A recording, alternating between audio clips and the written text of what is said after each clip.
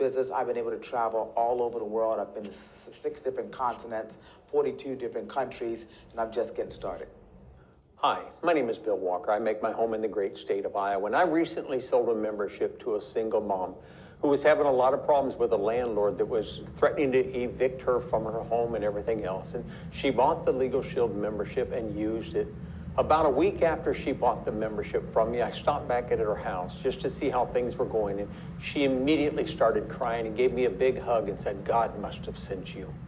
Ladies and gentlemen, that is my mission in life, is helping other people.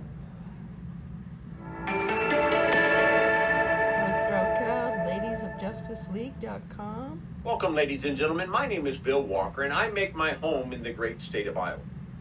Can I talk to you for just a couple of minutes about a very, very important subject with Legal Shield? That topic is retention matters. Your long-term income is based on how many memberships you keep on the books. Not just how many you write, but how many stay with Legal Shield year after year. I get paid residual income for the life of every policy. Ladies and gentlemen, that will outlive Bill Walker. That will be my family's wealth.